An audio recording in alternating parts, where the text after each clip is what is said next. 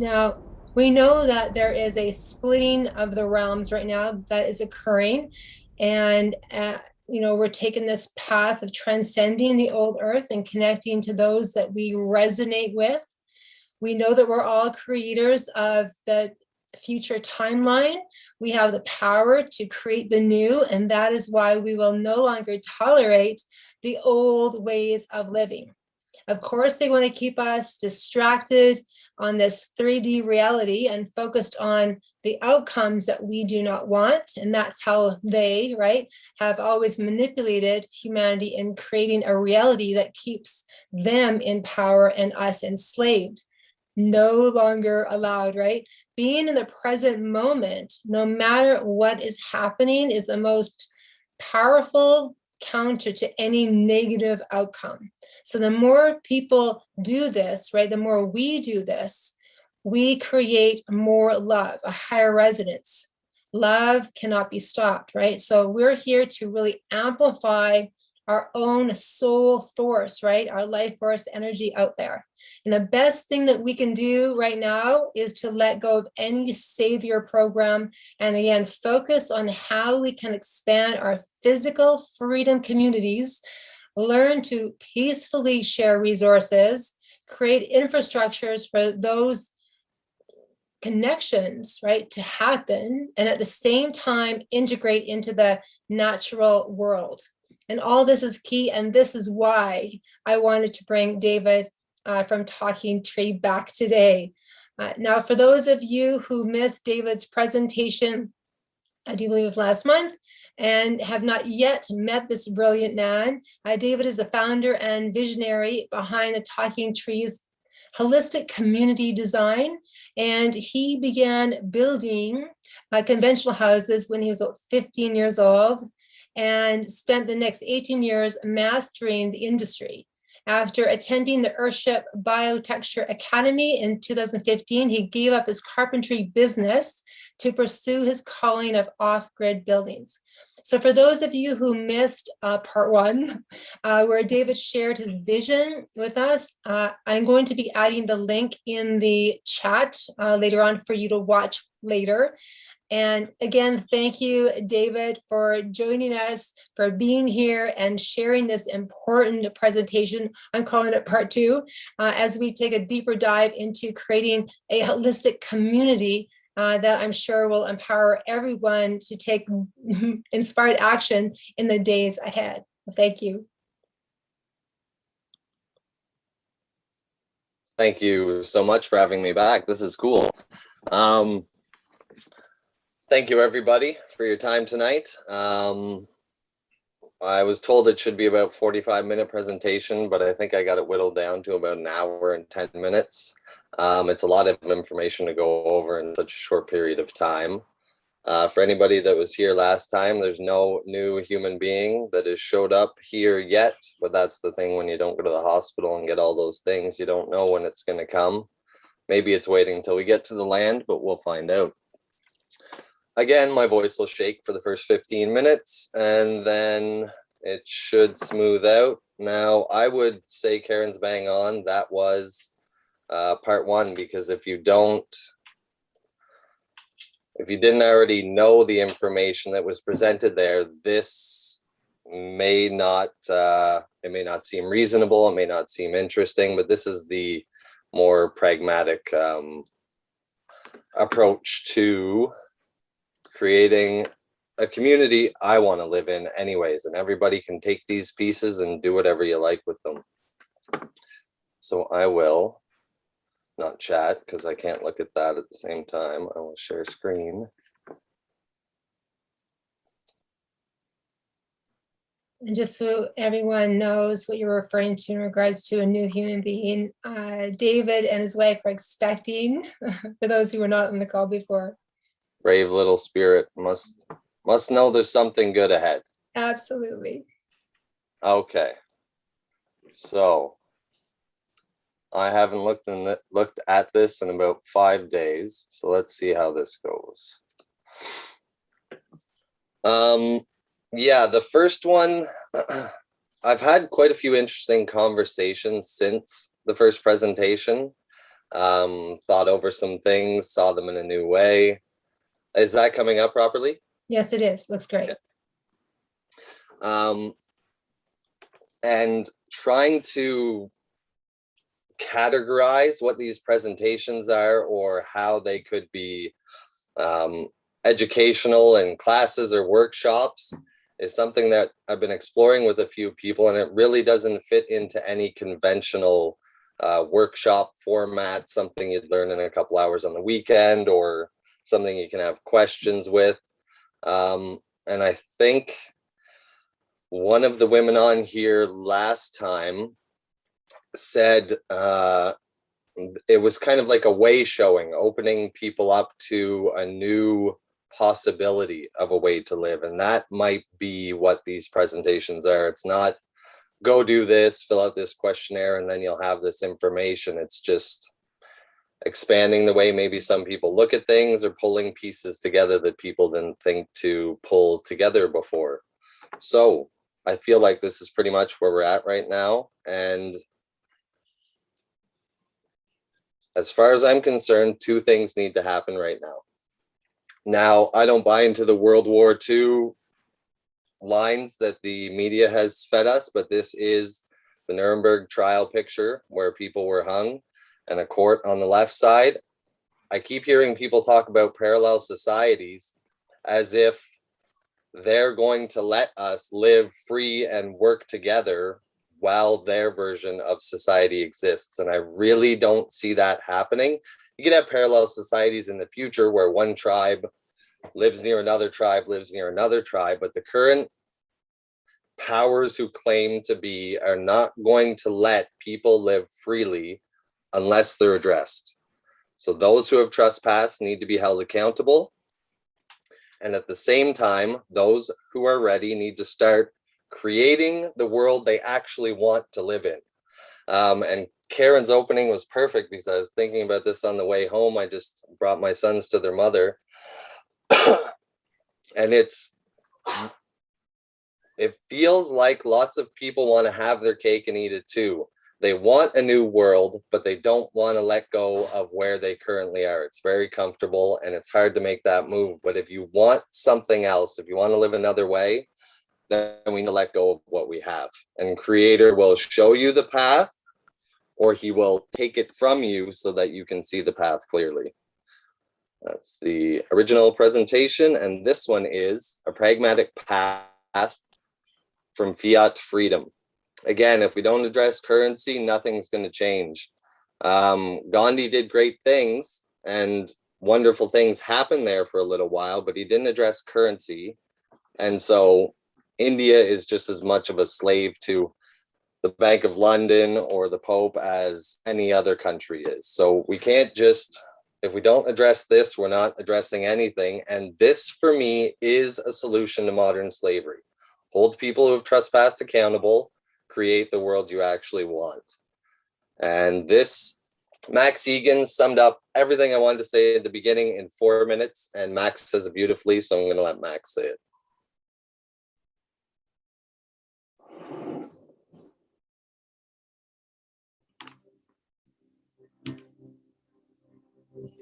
A good leader's real goal is to make himself obsolete, to create other leaders, teach people how to lead themselves, you know. The thing is, people don't understand what freedom is. Freedom is self-responsibility, complete 100% responsible for your own actions. When you open that door and you go out and you get on with your life, you don't interfere with anybody else's life, you don't interfere with anything, you don't cause harm, damage, injury or loss to anyone or anything, but none of that comes to you as well. That's freedom, taking responsibility for yourself. A lot of people don't want that.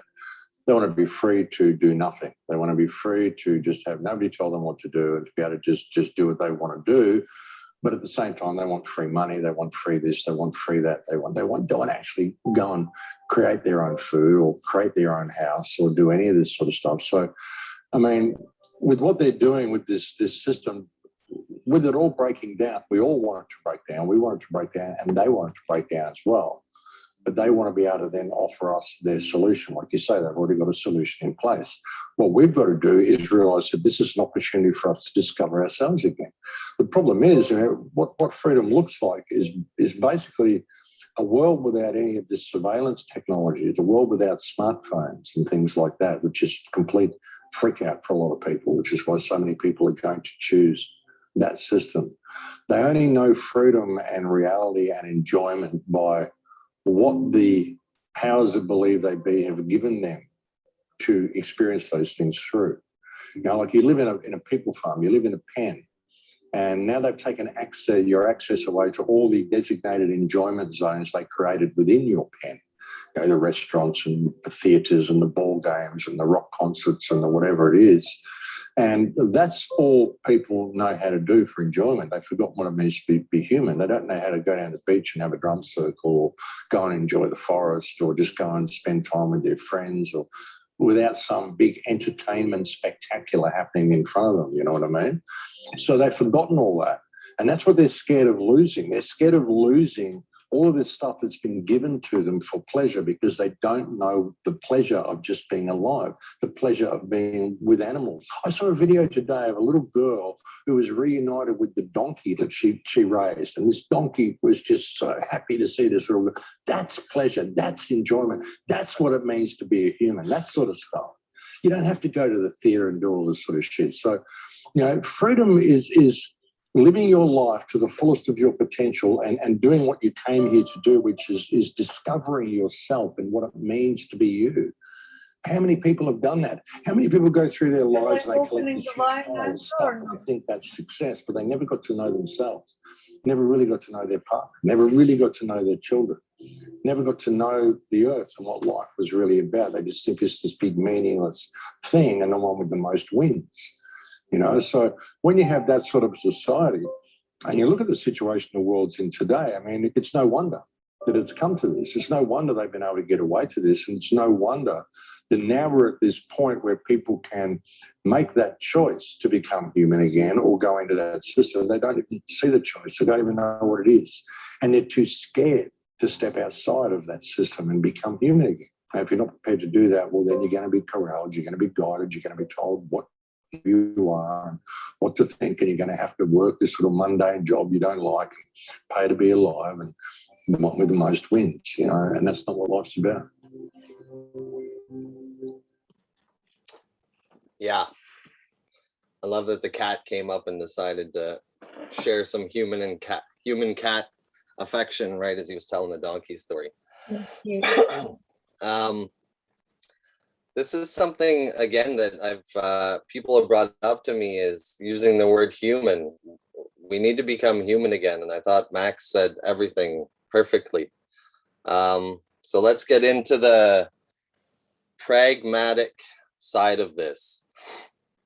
So we're going to briefly go into buildings, the business plan, energetic exchange, the home fire site purchase agreement, which would be a lot purchase agreement, and sovereignty.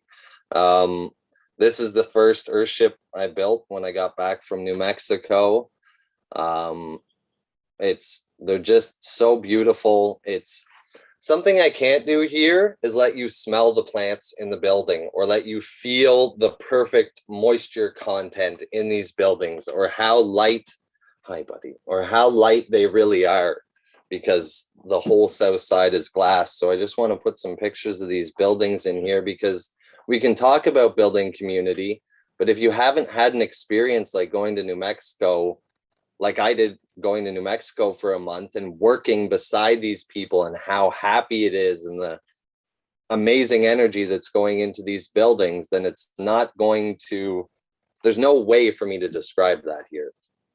But this is what I'm going to try and cover. And basically what I've done is break down the business plan into a few slides, as well as the home fire site purchase agreement. So there's going to be a lot more reading in this one for me. Talking Trees has developed a truly holistic community design addressing every aspect of community for free men and women. So it's not just off-grid It's not just, this or that. This is everything coming together. And just like the Amish, who are doing this now, if people want an example of is this possible, the Amish are doing it now without electricity. So surely we can do it with electricity, sustain ourselves and take care of ourselves and work together. But they have the church at the center. They all go to the church. The church is where they collect their version of insurance. They collect 2 or 3% from every household every year. So that's how they cover things when accidents go up. And they have the core set of beliefs. So ours is do no harm, cause no loss. Every building has to be able to take care of itself, just like your body. Yes, there's food coming into your body. Yes, there's sun coming in to power the building, or rain falling on the roof to fill up your cistern. And balance. Balance is a really big part of the development for me, because I've seen in the 15 years in the conventional industry, it was wipe everything out, blank slate, put everything back and put one tree in everybody's yard. And I'm not interested in creation that way. That's more destruction than creation. Holistic homes. Holistic homes are designed to follow the same 6 principles of the Earthship, providing us with electricity, potable water, contained sewage treatment, and indoor food production, as well as passive heating and cooling, which is huge in Canada. Your heating and cooling is about half the energy that your home needs. So if you get rid of those 2 things, it's a lot easier to power homes like this. As well as building with natural and recycled materials. So if you have a community with these buildings as a foundational element, they can take care of themselves. You're not running hydro, you're not running gas, you're not running water, you're not running sewage.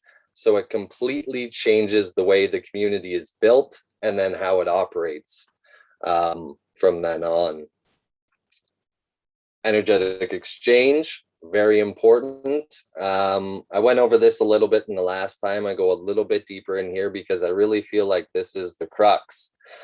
This is the exchange system based on time, and it's only meant to be a transition.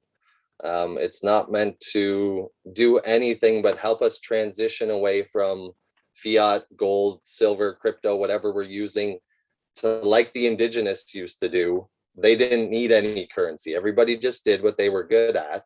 And it took care of everybody in the tribe. So we need to start rebuilding our tribes. Community projects. Now, shared tools of creation is something that I'm going to really get into, because I don't think any other design, community design, has addressed things like this. So every member of the community will bring with them their natural and acquired skills, which will offer a wide range of options for community projects. The first phase of the community will focus on the most fundamental of these needs: water, food, electricity, sewage. But the homes do a lot of that. In our climate, we want to definitely be focused on growing food and crops outside in the summer and being able to preserve, store, keep those over the winter here. So these homes can also they don't need to be homes, they can just be greenhouses. And if you combine those with, I put forest gardening and, crops, orchards and things like that, but imagine driving down a 1-lane dirt road, and on the south side of each of these roads is a little clearing, but it's fruit trees and food production on the south side of every road. So obviously we're not salting the roads, but if you have a road anyways, and you have this southern exposure, why not make the side of one side of every road food production? It just makes sense to me. And everything else, bread, baked goods, jams, blah, blah, blah. Every single food thing we should be able to do ourselves. And it should be simple enough. Well, so these are the first 9 steps we have, and securing the land is the crux of it. Every other single thing I'll go through here in this, I've either done or know how to do. The only thing I haven't figured out is how to secure 500 acres of land. It's not simple when it's sovereign, because then the banks don't deal with you, insurance companies don't deal with you. So you need to address all those things in the community design, because they can't be incorporated into this. So securing the land, other than having your plan, right? We have the business plan. So this is the first step, because we have the business plan, is the land. The land we're looking at has a road right through the center of it. So lucky for us, creating an entry into the land and developing the construction road into the center of the community has already been done. And the reason we need an entry, but we also want to put up our notice of breaking the close or no trespass with our gate at the entry to let people know that this is a private space. And one road going through the community will allow access for construction for whatever homes, gardens, or community projects you want to start right away. If we just put in a laneway, we don't have the space to start 2 or 3 homes, to start the barn, to start this and start that. So getting that road through gives us access to the whole space so we can start multiple things at a time. Temporary housing and facilities for crew is very important. Once you get the road in, you need everybody to be comfortable, or it's going to be a far less productive and far more challenging environment.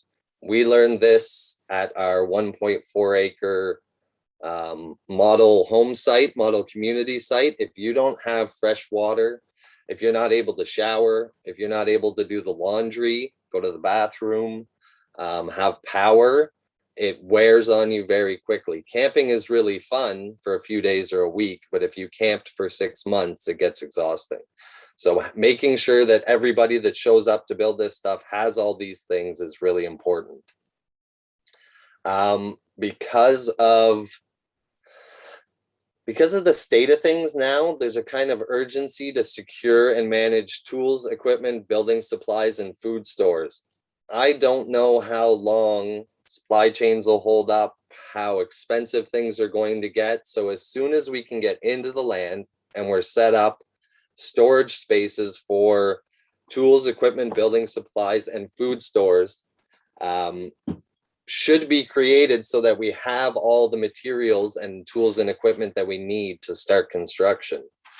The construction road is different than the finished road. So we want to finish the main road. And for me, the barn is the next most important thing, because we can't have animals. We can't have horses. We can't have chickens. We can't store hay. We can't do any of those things until we have the barn. So the barn would be the first community project, as well as working on the no-dig gardens and orchard. And that's worldwide, community-wide, but maybe it would start in a specific area in the community. So we want to be working on our food security as soon as possible. People need homes. I'm sure they'll show up in trailers, tiny homes, or whatever else people might stay in. But by December, you're going to want to be in something more secure. Yes, you can make it in a 5th wheel trailer like I have for the last 3 years, but it's very challenging. So having new home construction as part of the initial plan is important to me, not only to practice the homes, teach people. So you start getting crews that know what they're doing, so they can teach other people, and you can start building more and more homes year after year. But it really, as soon as someone walks into one of these homes, for anybody who's ever been in an earthship or a home like this, as soon as you walk in, if it's for you, you don't ever want to be in another house. So we want to be comfortable for the summer, or comfortable for the winter, and then make sure we have somewhere for food storage. Water management is a big part for me, and I will show a map of the land that we're looking at.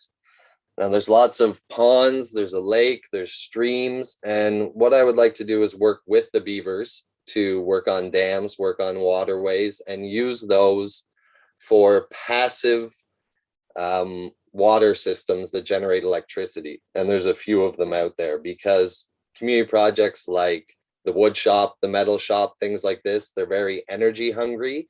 So starting to manage our water so that we keep the water on site that we want on site, and producing the power for those community projects that are going to come online soon, is one of the first steps I would do. And yeah, it will provide power for all the temporary housing and everything at that point as well, because of how much power these water generators can produce. Again, a focus, number 8, focus on expanding our food production and spaces to support construction. Again, I don't know how long we're going to have access to resources like we have today. So for me, I'd like to be able to order enough trusses, enough joists, enough lumber, enough metal roofing, enough solar power systems, enough blah, blah, blah for 10 buildings, enough stone, the aggregate we need, the sand we need, the concrete we need. I'd like to have stores of those on the community land. And then the next most needed project, which would probably, we're working on food, wood shop would probably be the next most important aspect, not just for firewood, building materials, furniture. There's a whole bunch of things we'd start to want to create out of wood, and we have access to the timber on the land we're looking at. And then the first 3 years. So I was talking about those first 3 homes. There's not a lot of people with a lot of experience, but there's a lot of people with construction experience and a lot of people that will learn quickly. So the first year building those first 3 homes, we're teaching a whole bunch of people how to do this. And by the time you get to the 3rd year, there's 2 or 3 or crews of who knows how many people, and you can really start growing the community from there. So this feels like a very attainable amount of things to have created in the first 3 years. So in the first 3 years, you should be doing the majority of things you need to take care of, almost everything you need, not stuff you need to bring in from the outside. Obviously, there's going to be metals or certain crops that we can't grow there, but you should be able to do most of it in the first 3 years, and then it'll just expand from there. So this isn't a picture of the land, but I want to break down what it actually costs to do this. So I'll go back to the home fire site costs. I break that down in the home fire site purchase agreement. But all this stuff, oh, that's right. All this stuff costs money right now. So I said lots of times, I don't need money. I need all these things. And these are the things I need. And I told Karen I would have the business plan and other documents ready to go out today. But I just spent the last 5 days with my sons, and I don't do anything else but focus on them when they're here. So I'll send those to her tomorrow, and she'll be able to share them, send them out to whoever wants it. So the land we're looking at now, it's listed for 1.75, but about $1.5 million for about 500 acres. Temporary housing facilities is taken care of. We're building our own roads. The cost of a road now is about 500, 600,000 a kilometer. And then if you pave it, it's $1 million a kilometer. It's crazy. Permeable walking and riding trails, very important, very separate from the roads, but meeting all over the community. You want multiple ways to be able to go around. Waste collection, reuse center, and fuel creation site. So you can make all the equipment we're going to go into runs off diesel. You can make diesel from crops, you can make diesel from used oil, and you can make diesel from plastic. I don't know how to do it, but I've seen people doing it in a vacuum. You can melt down certain grades of plastic right back to diesel. So if we're going to have this equipment, we need to be making the diesel. Reuse center, I'm sure people have been to the dump where they have, people bring stuff in, or like Michael Tellinger has talked about, they have a warehouse where if you're done with baby clothes or toys or whatever it is, you go put it in the warehouse, and if you need something, it's probably in the warehouse. So that's what this space is covering. All the tools and equipment, vehicles, all that stuff, I don't want to be dependent on someone to fix them or to make the parts, which is why there's the metal shop and 3D printing and stuff like that. So being able to fix, maintain, and create our own equipment is also very important. And it's just as much as the land. But if things keep sliding like they're sliding, and we have a $400,000 excavator and something breaks and we can't fix it, then it doesn't matter that we bought that equipment. So being able to maintain this stuff is very important. I don't want vehicles going through the community unless they're moving in or unless it's a construction vehicle. And that, I may have a picture, but I think I showed it in the first video, in the first presentation, where everybody can park. You have access to the horse, bikes, golf carts, etc. Community square, farmers market. There's so many ways to make money here, and we'll get into that. But, you know, a community square used to be a thing in all the towns, and it's not now, or it's nowhere that anybody hangs out. But I'd like to bring that back with, you know, fire pits and play structures and stuff like that, where you have the farmers market so that people from outside the community can come in and get a feel and purchase some of the stuff we're creating. Community center, dining hall, and bakery. That is a phoenix shaped building that I designed, and it's probably the hub. That's where community meetings would also take place. You have the bakery on the east side where the sun rises. You have the dining on the west side where the sun sets. You have all the prep and storage and that area in the middle, and this building is really the hub of the community.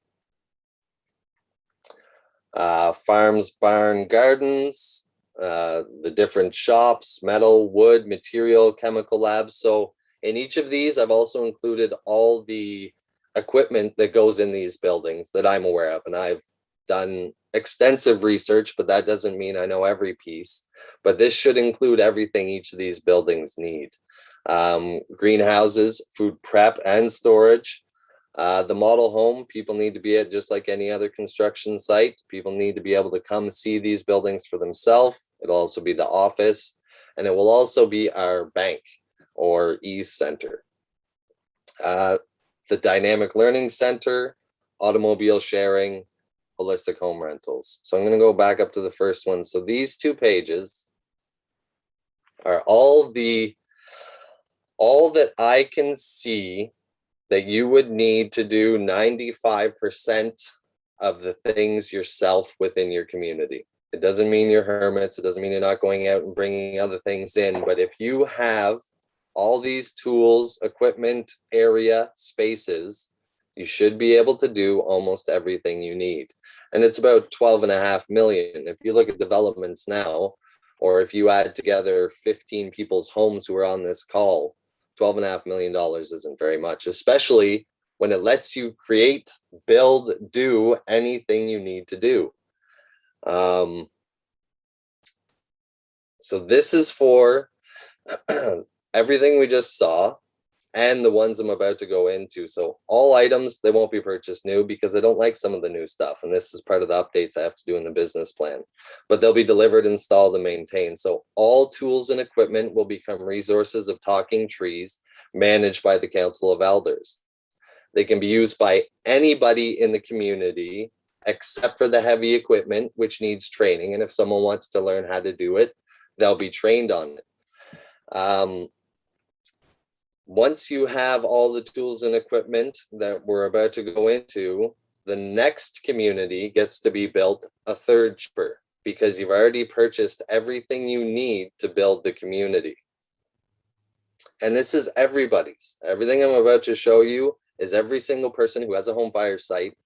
This is your excavator. This is your wood mill. This is your et cetera, et cetera.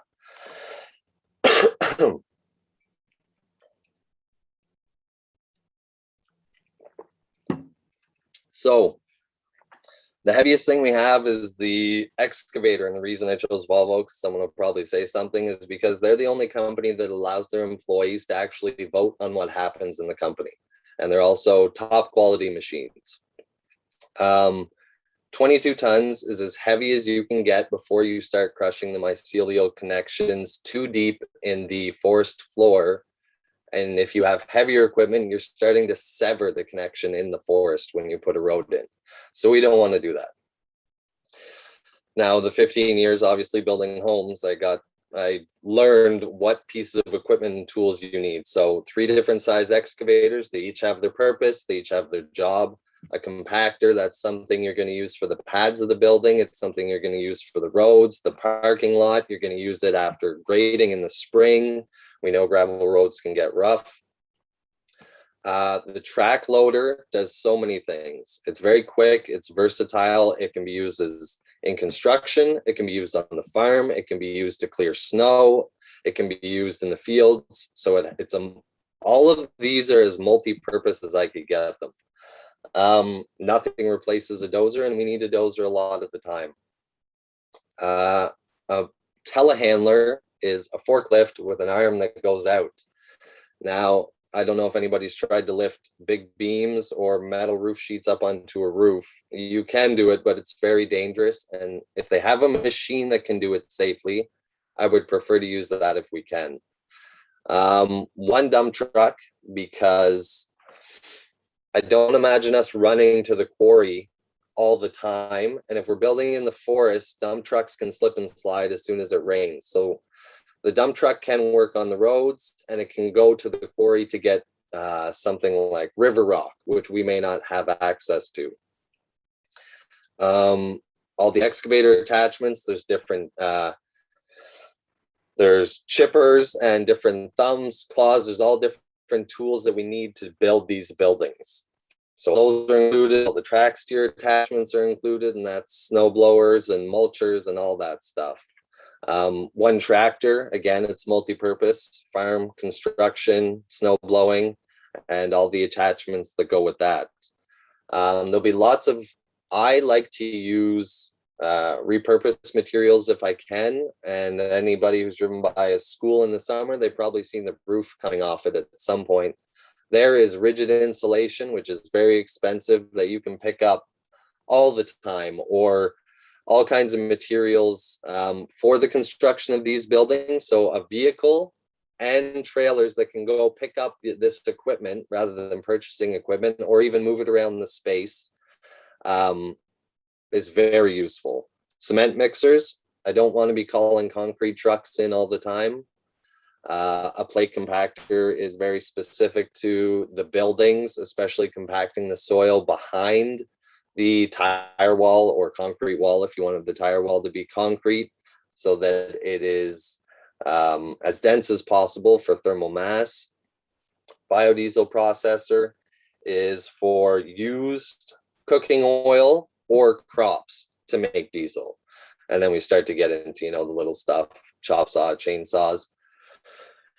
My trailer that was stolen last year, 2 years ago, I designed it to have a 7 kilowatt portable solar power system on top, with the racking on top and everything you needed inside, so that when you pulled up to build a home, you had all the power you needed. You had all the tools in the cargo trailer, and the power came on the cargo trailer. And we don't want to be running generators or any of that stuff any longer than we have to. Hand tools, there's all kinds of hand tools. The trailers, like I mentioned before, flatbed, dump, shipping. This is to bring stuff into the community, move it around, and to help with things that we sell. Wood chips are going to be used all over the place, especially in the no-dig market gardens. You're always going to be maintaining the forest. The off-road dump truck doesn't go on the road, only used in the community, and it can climb through most things. So it's way more suited for Canadian Shield forest construction. It's something they use in quarries or mining or stuff like that. A wood mill, very important. Welder generator, that's one of the first purchases too, because it will be used to power the temporary accommodations, and of course, for a little while until we're producing it, we're going to have to pay for fuel. And I know there's things that I didn't see. So that's 3.5 million. I'm sure there's a couple other tools you could get a little more creative. But for $3.5 million, you should have every tool and piece of equipment you need to create anything you can think of creating. So the previous total was 12.5.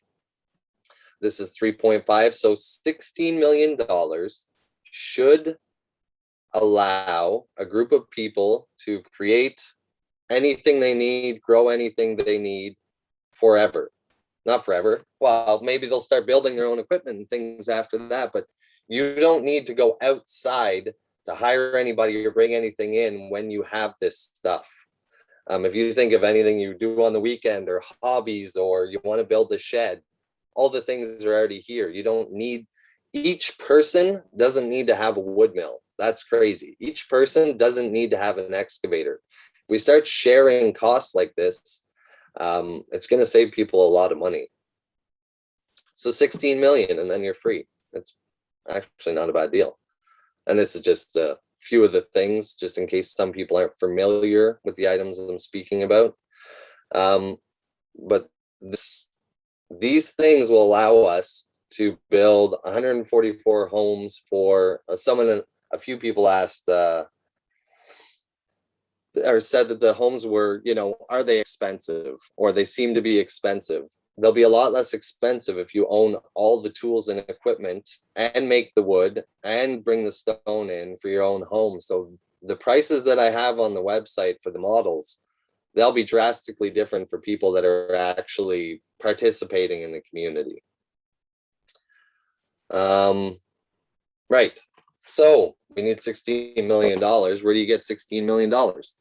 Well, I've had it in my hand a few times, but I didn't know what I know now. So I'm glad it didn't work out then. But just with the home fire site sales, it's about $12 million once you get up to it.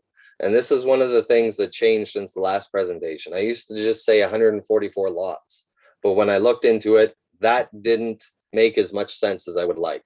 So now it's taking up to 144 acres of the 500 acres. We can't take up more than a third of the space we're in. So 72 2-acre lots, and you got $12 million, and there's only 4 left, and that's only if you want to pay for every single community project up front. You don't need $12 million to do this. I think I sat down, I figured out the tools, equipment, and the main community projects is about $8 million. And from there, you could, move on and develop the rest as you saw fit. So $12 million would be more than enough. And I'm going to break this down. And this is evolved from a conversation I had after the presentation. 90% of that price is used to acquire the land, tools, equipment, and support the community projects, as stated in the business plan. That's what we just saw. 5% of the price is held by the community as our version of insurance, which is assurance. So if someone gets hurt, if a home burns down, if the barn burns down, if whatever comes up, they come to the community members who are managing the assurance fund and say, my home just burnt down. Then you get a new one built. But nobody's taking 50% or 25% or whatever insurance companies take now. But this is how because insurance won't work in a sovereign community, this is how we take care of the people in the community. And it's just like the Amish or the Mennonites. They put 2 or 3% in every year. So I don't know if that will exist, that we'll need people to put in 2 or 3% of whatever they bring in, but I'm getting ahead of myself here. And the last 5% is for ease. If we don't address currency, we haven't addressed anything. And all that happens only once the land has been paid in full, because if the land hasn't been paid in full, that means somebody else owns it. And we can't do anything that I've been talking about if someone else owns that land. So once the 1.5 million is there, then this is how the money gets used from the home fire site purchases. And then there's a million ways to make money. Yeah, home fire site sales, food production, restaurant, bakery, community rentals, student housing, the community center, holistic home rentals, construction. Think of construction is one of the biggest industries in the world, especially home construction. There's huge money to be brought into this space. Building courses, education, food, art, horseback riding, farmers market, trade show, greenhouses, plants, seeds, trees, plastic, wood, metal, all the stuff we're producing. So the way to make income once you've purchased all these tools and have these buildings is endless. Just the homes will be near, it's going to take a while to do 144 of them. So there's a lot of income there. And if you're producing a lot of the stuff in the community, once the money comes in, it's not going back out. It's just going to start going around and around to the other members of the community. Yes. This is why we don't have to pay for assurance in the future. So this is the exact same as Michael Tellinger's. Like I said, I feel like I'm a mile high and I can see all the puzzle pieces and I pick the ones I want. So this is directly from contributionism. All the money that comes, that's created from community projects, from wood we make, blah, blah, blah, 1/3 goes to the investors. Now, if it's people buying home fire sites, if they're the investors, then whoever lives there gets 1/3. 1/3 goes to the people actually working on the project, and 1/3 goes to fund future projects. So if you're living in the community, you're an investor, 1/3 goes to you. If you're participating, then you get 2/3. And if you plan on living there a while, you'll reap the benefits of the future community projects created by it. So all the income goes to someone who's living there, working on the projects, and continues to live there because they'll get the benefits of the future community projects. No money has to go out anywhere. The fee. The weekly fee for living in the community is the requirement of all able-bodied members to contribute to community projects for at least 3 hours each week. Depending on your individual skills and passions, you might spend some time in the bakery, the barns, playing with children while their parents create, mowing grass, shoveling snow, clearing trails, cooking meals, whatever it is. In the beginning, it'll be very specific things. We'll need help doing the gardens, planting the orchard. We'll need help doing the hay, building the barn, setting up the temporary structures, stuff like that. And if people don't have the skill or physical capacity to participate that way at the beginning, that's okay. If you're able-bodied and can do it. But I've thought about, lots of communities have, $50 a month or $100 a month, and it covers the snow blowing and blah, blah, blah. Okay, well, if there's a few people, 3 hours each week, if it snows 1 week, it'll take 3 hours to clear the snow. So we don't need to worry about paying someone for snow removal. Or if the garden needs to be weeded, send a few people out for their 3 hours and they weed the garden, or they bake the bread, whatever it is. Things get taken care of, and we don't need to keep, it starts to eliminate currency when this is how we do the transition. Decision making. The development of this community will follow the 3-year guide laid out in this business plan. If there is ever any need to deviate from the plan, a vote will be held and a decision will be made when there is a consensus. Each home fire site holds the power of 1 vote. If there are many members on one home fire site, they will be required to come to a consensus between them that will be brought to the larger community vote. We've had lots of discussions about this as well. Should every person have a vote? How should that work? And when this came this way, it made sense, because if you can't even come to a consensus in your own household, how is the community going to come to a consensus? So each home fire site, they come together, make their decision, and they bring it to the larger community. So anything that deviates from the business plan, it can be brought up at any point, whether it's a budget that doesn't line up, something I didn't notice. This is how we address it, and everybody addresses it together. David doesn't tell everybody what happens next. It's already in the business plan. And if we go outside it, this is how we make those decisions. Now, I want to give people an opportunity to, the building is a huge part for me, and I've redesigned the building, and this is, I don't know what evolution, but I wanted to give people an idea of just what these buildings have to offer. So this is an 8-minute video I did a year ago on the Fibonacci 8. For us, some people have said, you know, you shouldn't be using this because of its footprint and it doesn't break down, but that's kind of the point. It's going to be in there for a few hundred years protecting this building. We don't want it to break down, and if it lasts that long, I don't mind a footprint like that. So there she is. Our 2-bedroom, 2-bath, 2-garage, holistic home, the Fibonacci 8. The brown flashing and eaves trough, metal roofing, so everything on the exterior of this building is metal or glass. Wood just doesn't last in any climate really, but especially in our climate. So you can see how few corners there are on this roof. The only thing coming up out of the roof is the chimney. That's the only place that'll need any kind of special flashing. And that should really help with water penetration. Straight runs of metal roof all the way to the back, front to back. It's very clean. The holistic home greenhouse that we're doing has brown flashing with green roofing, and it blends so beautifully into the environment, and that's what I would really like to have here, but again, limited with the finishes I can use. We're going to start hiding some elements so we can take a look into the building and give you an idea of the materials and what the space actually feels like.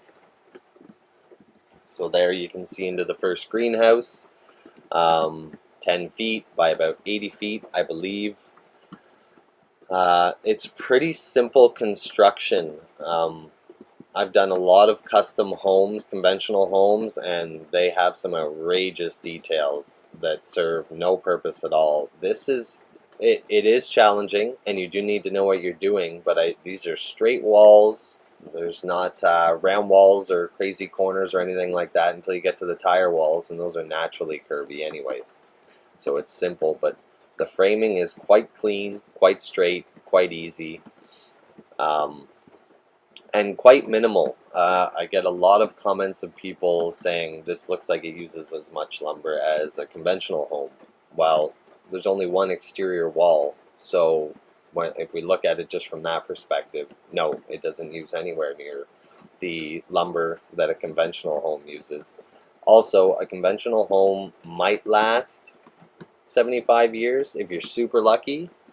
This should be here a few hundred years. There's no reason that any of this building should go anywhere as long as you clear coat the metal roof and maintain the building.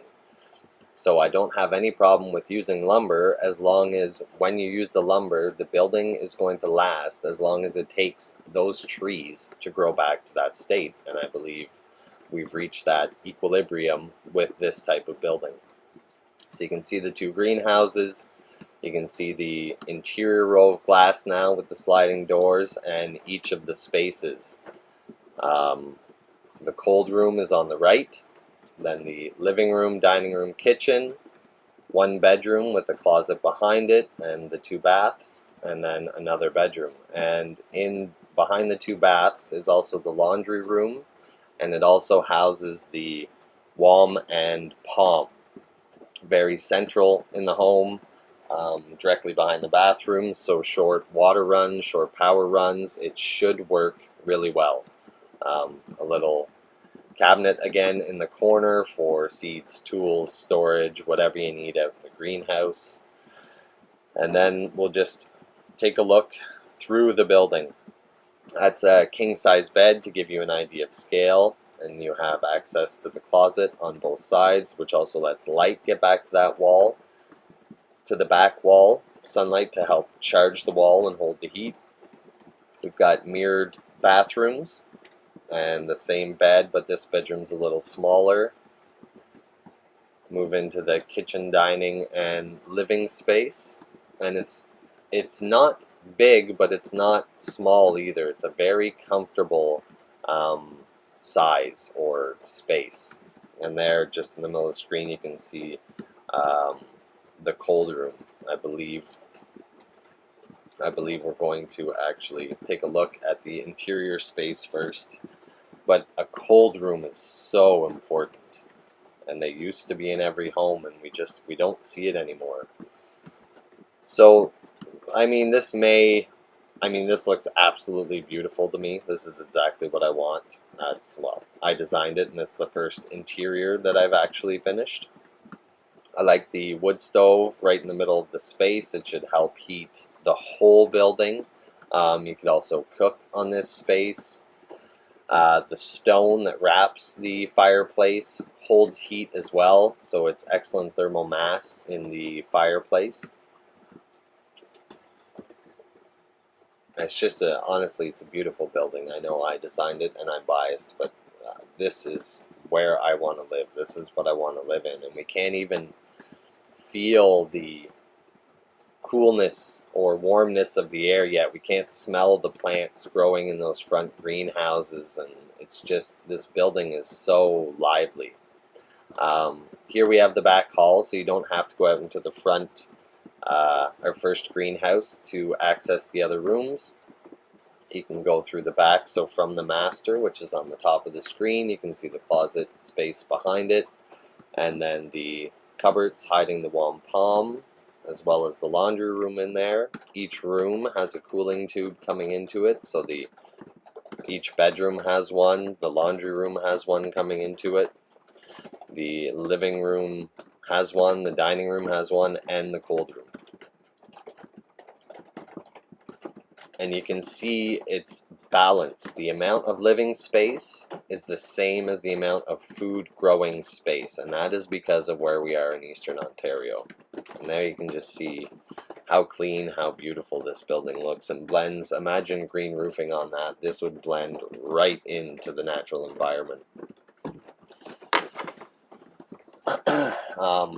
And in 2021, with the state of the world right now, I can't imagine anybody not wanting to be in a building this strong, that will last this long, that will take care of you, that grows food, that catches your water, that treats your sewage, that's alive and will be here for a few generations.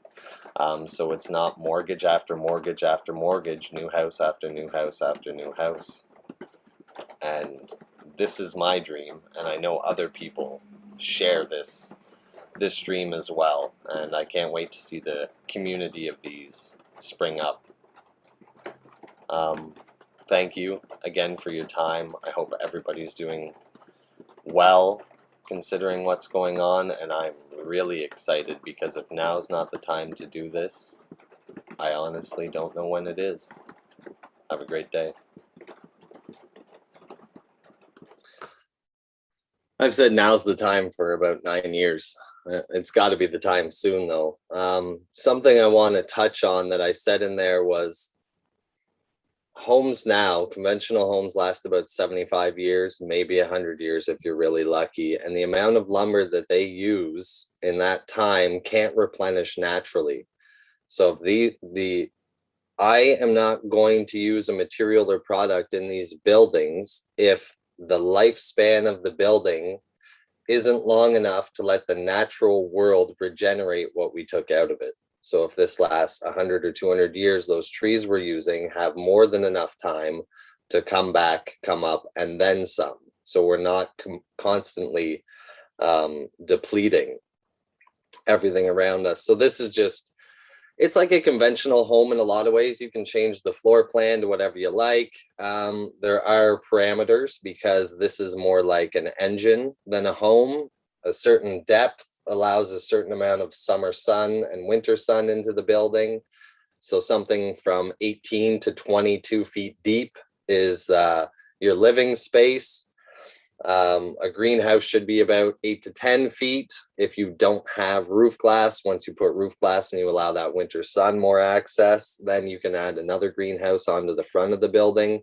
So please don't feel like this is the only options for these buildings. You can play with the interior as much as you want, but there are parameters for the building to function as well as it does passively. Now, you can start getting rid of some of those features, but it's not going to work as well as it does if it's designed like this. And these are on the website. And like I said, these prices, this is if I go build it for someone, which I'm not interested in doing because it's I need a community. I want a community. But if you're doing this in the community, something tells me the price is a lot different. Now, the home fire site agreement. This is where we lost most of the people that had put money in for a lot last time when we started saying we're not going to sell lots. We're not going to subdivide this. I don't agree with that anymore. And that was after working with the Sovereign Squamish in BC. So this is basically verbatim what the home fire site purchase agreement will be. And it's 5 or 6 slides. Located on Turtle Island in the area now commonly referred to as Frontenac, Ontario, Canada. There are 511 acres of pristine Canadian shield surrounded by thousands and thousands and thousands of acres of crown land. And they've been calling to me for a while. There are mature forests, small pastures, large fields, ponds, streams, one of the biggest lakes in the area, islands. This space is a dream space as far as I'm concerned. And what I'm looking for, not just, it's a beautiful space. It has everything we need in a location that I believe is optimum. While your home fire site is yours to care for and shepherd, the land that makes up the community will not be severed into individual parcels. Rather than dividing the land, each home fire site has a circular boundary, allowing for natural corridors between each site for the wild natural world as well as for the community members. So no borders touch each other. As soon as the borders touch each other, we have the ability to cut nature off from being able to go in between our home fire sites. Upon purchase of your home fire site, you are welcome to begin construction of your home anywhere within your boundary. While we recognize that temporary housing may be a necessary step for many members, we require all permanent, not stationary, this is another thing that needs to be corrected, all permanent buildings to incorporate the 6 principles of the earthship. You're not gonna be able to grow food to sustain you in a tiny home, or you're not going to be able to treat your sewage probably in most tiny homes. So we understand that this is going to be a step, but if it's in a permanent building, it needs to be able to take care of itself. No life support systems are running through this community. If you would like to sell your home, you can exchange it in whatever form you like. However, if you intend to sell your home fire site, you cannot sell it for more than the purchase price, unless you've added infrastructure to the land, because that's your time. You can decide how much you want to charge for that. And if someone will pay it, that's fine. As ownership is a concept of the old world, we would like to put power back in the concepts of stewardship and shepherding. You are the steward of your home and your home fire site, and all community members collectively shepherd the shared lands and spaces. So like I said, there's 144 acres going to be used for homes, maybe 6 to 10 for community projects. So the other 300 acres or 250 or 350, wherever we end up, that is everybody's. There will be no permits, 0, not allowed to apply for permits for the construction in the community. Community members cannot apply for municipal building permits, conventional insurance, or a conventional mortgage, death loan for their homes. This makes it more challenging. This is why when the big funding did come up a few times, it was wonderful because we'd be able to help people with loans for their homes, because that's going to be one of the tricky spots for a lot of people. Applying and working under these permits grants permission and authority to the municipality to come onto the land and dictate the creation of the community. As this is a sovereign space under the jurisdiction of Earth, Creator, and Spirit, there is no place for fictional governing bodies, agencies, or their paperwork. Not allowed, just not allowed. They have no place there. What do they know anyways? Look at what they're doing out here. I wouldn't trust their opinion any farther than I could throw them. All construction drawings and building plans will be brought to the Council of Elders to approve. No, that sounds like a permit, but it's not. The purpose of this is to ensure that each building abides by the 6 principles of the earthship and that the next generations are considered. So thinking 7 generations ahead is one of the principles that this community follows. That's why the plans need to be brought to the Council of Elders, and that will be experts in each field, in food, in building, in their respective areas. We went over this. The weekly fee for living there is 3 hours per week, if you can. The development of this community will follow the 3-year plan, like we went over. This is in the home fire site thing, so I wanted to go over it again. If you can't make a decision at home, we're not going to be able to make one in the community. So that is, communication is key, and decision making is very challenging. So having people work on it in their own home before they bring it out, I think is going to really, really help decisions be made, because people will be practicing it all the time. And I think it's a very fair way to make decisions in the community. Before any of this happens, however, you will get to pick where your home fire site will be. So we don't have a map with a whole bunch of rectangles and the roads are all in and all that jazz. That doesn't jive with me at all. So this selection process will be based off the purchase order. Whoever puts the money down first, they get to walk the land first, and they get to choose where their space is. Please note that all home fire sites must be set back at least 13 meters from any waterfront. Waterfront is so precious, I don't believe anybody should own it. So all waterfronts, no matter what kind of waterfront it is, all waterfronts in the community is community waterfront. While choosing your site, you'll ensure that your circular boundary does not touch or overlap another site. Pardon me. To maintain the natural corridors between sites. You'll also want to consider where the current roads are, because if you choose a site that is going to take us 3 or 4 years to get to, that's how long it will take before we can begin construction of your home. And I may live in 2 or 3 homes. I may build my first home close to where I can at the road, and then I may decide, hey, I like to live over here and sell that, or turn my home into a rental, or whatever it may be. So nobody's locked into the space. And this is the space. Now, this is the first time I made this public, and it makes my heart skip a beat. But so the 2 rectangles within the flags, because that's how you mark boundaries, is the 511 acres. So you can see only to the east or to the right, that's the only private land that is held around the 511 acres. All the rest, you don't see any more lines. All that is crown land, and there's thousands and tens and thousands of acres of crown land around this space, and it's at a dead-end road. So safety and security are something I definitely think about, which is why this space is the optimum space at the moment. But I've had optimum spaces before, and they just seem to keep getting better and better. However, this one's quite amazing. So when we get there, once it's paid, there's a ceremony that will be, anybody who's participating will participate in this ceremony that's able, and we will spend the day traveling the boundaries of the land and planting the flags so that people know where the boundaries are, because we're not putting a fence through the forest around the property. That doesn't work for us either. Now the funds. We went over this, the 90%, 5%, 5%, but I just wanted to go over it again. When the community is there, and I said you can't have insurance, we have assurance.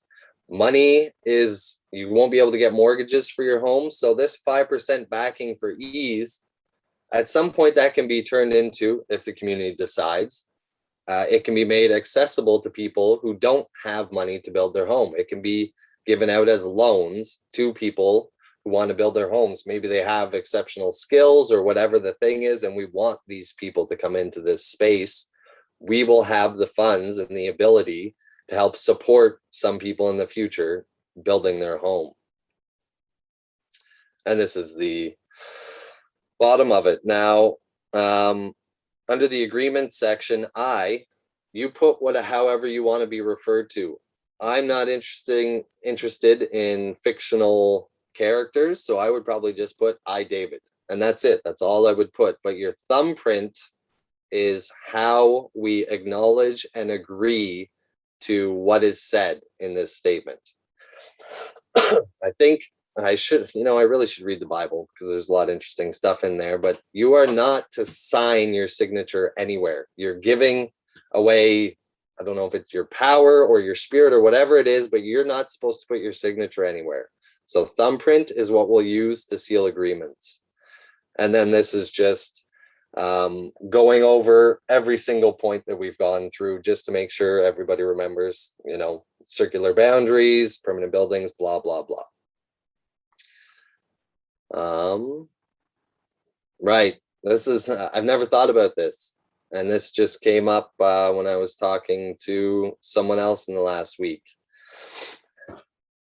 My grandparents built a subdivision behind us, and it was $60,000 for a half acre or something. And that was 15 years ago. And I was thinking about it, and all you get for that lot purchase is the utilities get run in front of your house. You get a road and you get a little piece of land. The home fire site purchase includes your home fire site, whatever size you choose, assurance, lifelong education and courses. You don't know how to build, you want to come build, you come build with me. You don't know how to make jeans, you go with the tailor, you go with the shoemaker. So you're constantly learning all these things that would cost a fortune, or you'd sit at home and watch them on YouTube and you don't have the physical experience of doing it. It includes all the food in the gardens, orchards, crops, multiple community parks and rec spaces, all the community transport, bikes, carts, horses, etc. A usury-free exchange system. Nobody else has that, I'm certain. Every community tool that we saw, every piece of equipment we saw, access to every community project building and the tools and equipment inside it, stewardship of the other 350 acres of community land, and the income that we broke down third from every single thing created in the community. So show me another lot purchase or a home fire site purchase where this is included. People can't even come close to this now because there's so many people skimming off the top of everything. All this is for every single person who lives there. They have access to all this, get all this, can use all this, take care of all this. It was mind-bending to me because I had never written it down. It's just something that's been in my head. And more. There's stuff I haven't thought of yet. So yeah, you can see a few of the things, this is for your quarter acre, even 2 acres, 160,000. There's not many estate lots, 2-acre estate lots that you can get for 160,000 anymore. Not in Ottawa anyways, maybe 300,000-400,000 for an estate lot. But all that stuff's included, and it's around the community. Your farmers market, the dynamic learning center, wellness center, metal shop, wood shop, all that stuff comes from people living there. Imagine how much they're stealing if we can do all this with these prices, right? We can get all the tools and equipment to do all this stuff. Debt is most certainly the slavery of the free. And if we haven't addressed this, it doesn't matter what else we do, just like Gandhi, just like South Africa, they will own us again. So people can go onto the website and look over this. Right now, the exchange is $1 for 1 minute. Again, this is a transition. I don't think this will last that long. Decade, maybe. Actually, I'd be surprised if it lasts a decade. This is so people can go from, I have this much money in things, to, I'm doing what I love and everybody else is doing what they love. So every single thing is being done just like it used to. The last video, I don't know if Karen's had time. I know she's been moving and stuff. The last presentation's up on our YouTube. If it's not up on Life Force Canada yet, and when Karen's able, I'm sure this presentation will be up on both so people can go back and look at this information. But this will also be one of the documents that I send to Karen. So people, there's actually 4 or 5 or 6 pages of ease so people can comprehend it better.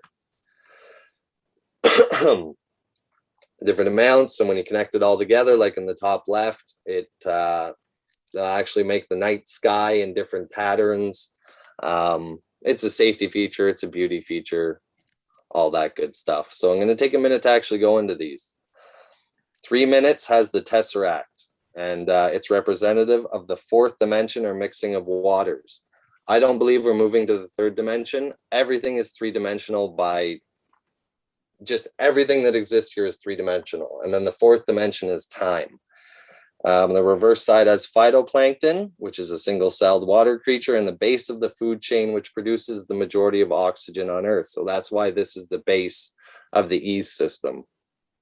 9 has the magnetic vortex or magnetic field, which is representative of Earth and this plane of existence. On the reverse side, it's the tree of life, as above, so below. 27 minutes is the golden or phi ratio, representative of our ever expanding consciousness. And on the reverse side of it will be a snail, or more specifically, the snail shell, who also has that golden or phi ratio. 54 minutes will have Vesica Pisces, which represents the mixing of 2 worlds, 2 ways of being. And I think this is where like parallel societies, that kind of stuff starts getting mixed in. I think for a little while it will be 2 things, but we're going to have to go into physical and spiritual action. Lots of people are working on themselves, needs to be done. Lots of people are learning, educating themselves, needs to be done. But the other part of that 2 worlds is the physical part. And so far, I don't see a lot of people physically creating the world they say they want to live in. The reverse side is the fox for its cunning and opening of the 3rd eye, or the meeting place of 2 worlds, heavens and earth. So that's what I feel like this space is. It's heaven on earth. Heaven is on earth. 108 is the flower of life. And on the reverse side of that is the sunflower growing from the earth, tracking the sun with its endless fractal pattern. 216 is yin yang, representative of balance, masculine and feminine. We don't need to get into how many sexes there are because there's only 2. On the reverse side, there is a cougar and an eagle for leadership and action from a higher perspective. And 432 will have the infinity symbol, the cycles of life, beginning and end. And on the reverse side, it will be the phoenix, born from its own ashes, forever in its own cycle of death and rebirth, which I believe this experience is the same way. It's a cycle. And again, everything's connected, so why shouldn't our currency, our exchange system, represent that as well? Oh, this is when it stopped working last time too. That's fun. So we went over that last time. I just want to take a moment to come back to this again. And these are on the website for anybody that wants to see. Crypto, fiat, precious metals are not an answer. And I had a long discussion with someone about investing in precious metals or investing in crypto to make the community more money. And I said, I don't comprehend how, if you buy crypto or you buy precious metals, it can be worth more unless you're taking it from somebody else. So that's just a moral ground that I have to stand on. How can crypto increase in value unless it's a pyramid scheme? It can't. So that means if I'm making money from crypto, I'm taking it from someone else. Precious metals, same thing. They can devalue it or make it really expensive.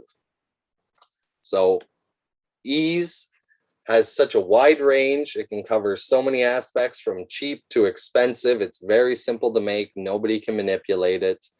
And it doesn't have to be that system, but we need to address the current forms of exchange that we have. And then the physical bills. So I'd like to grow hemp. I think we can make these bills ourselves. Following Fibonacci, they're 55 mil by 144 mil for their size. It's a recycled plastic, organic hemp blend. Something like the polymer notes we have, but a mix between the old paper notes and polymer notes. They're free of, all forms of taxes, fees, controls, because they're not based on money. They're based on your time. They can't be taxed. But people can still agree. If someone says, hey, you know what? You only worked an hour. I want to pay you for 2. They can pay you for 2 hours. There's nothing that says people have to use the time just like that. If someone feels like that time was worth more, they can pay someone more. So it really, really is a flexible transition. And Margaret, I had to, put Margaret in there because we're the only ones, like Karen said at the beginning, it's us that we're waiting for. There's nobody's coming to save us. I'm not coming to save anybody. I'm sharing ideas because I think this makes sense. I hear every interview, every podcast, people are saying, what's the solution? I put it at the beginning of the presentation. Hold the people who have trespassed accountable, create the world you want to live in. There's nothing else. That's it. If you want a world a certain way, create it. And if people have murdered people with whatever, all the means they've been murdering people with for the last 300-400 years and the last 2 years, then they need to be held accountable, because those people are not going to let a peaceful, successful community live side by side. There's no parallel. Those two can't go parallel. Just ask the indigenous. They said they'd go parallel with them as well. And we all know, look where we're sitting now. Now they have little patches of land. So I was at Ottawa. I still got my freedom, my giant 8-foot freedom sign out at my laneway, and people still boo me and yell things. But we inspired the world once. When I was little, I used to think Canada was great. And then I haven't thought Canada was great for about 30 years. And then when I went to this, I felt like Canada was doing something great again. We inspired the whole world with what we did in Ottawa. And, it was countrywide, but everybody coming together, we inspired the world. And I know Canadians can do something great again. And if people could just see this community existing and these people sharing the land, sharing the tools, growing food, sharing the equipment, building homes together, then they would know they could do it too. And this is Frank, who was on the end of the last presentation. This is his greenhouse in the winter. You can see the snow. Now, this was, I think I was drawing the plans up until the moment we started building. Hey, do you want to build this? Yeah, let's build this. And now here it is. And you can see all the food growing in it with all the snow out there. Now, we've already learned a whole bunch of things from this. But this stuff does work in Canada, and we'll just continue to hone it from here. And like Max said, we have to make a choice, and we either choose to be human again or we stay in the matrix. And I know it's been a little while, but this is that greenhouse. So there's the plan in the bottom left corner. This is what the building actually looked like. So the thing I want to leave you with before questions, if there's time, is what it actually feels like to create the world you want to live in, which is why these 8 minutes are important to me. I think these need to be seen because this is what it actually looks like creating that world. And this is going to jump me out of here because it wouldn't work. And I'm going to let this video play till the end. It's only 8 minutes, but I need to thank 2 people at the end of it.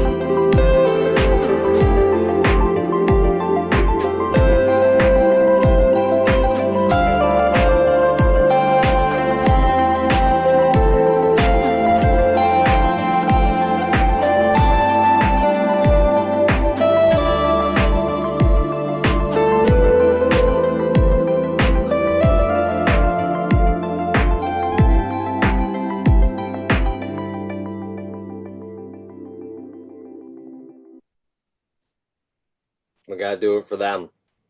All the kids. Thank you, guys. Beautiful, David. Thank you. I'm just going to, there we go. Okay. I'm going to bring it into a Q&A now because I think there's quite a few people who are ready for answers. David, thank you so much. I know when it's go time here in Alberta, I'm going to have you traveling out here to assist us. Jim, go ahead. Can you hear me? Yes. Okay, good. Thank you, David. Excellent presentation. And I wish you all the best and all of the luck in your project. It's a monster. You're young enough to do it. Unfortunately for me, I'm an old fella now, but I do have the equipment personally to build my own structures. And I would love nothing more than to come and help on a project like that. But my age just doesn't allow it. And you're quite a ways away. I'm in Northern Ontario, and you're a little bit more Eastern and Southern.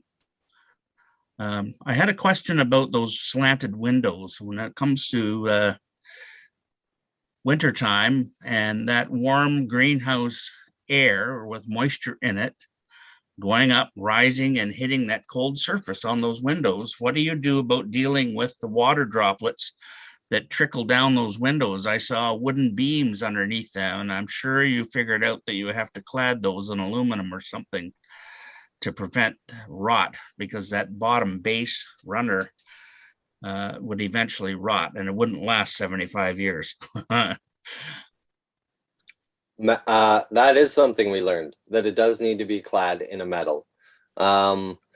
Something else I learned is that I want fans in all the greenhouses, period. I want fans in the cooling tubes and fans in the greenhouses, because if the air's circulating from the cooling tubes, from overhead fans, then that condensation's not going to happen like it does now.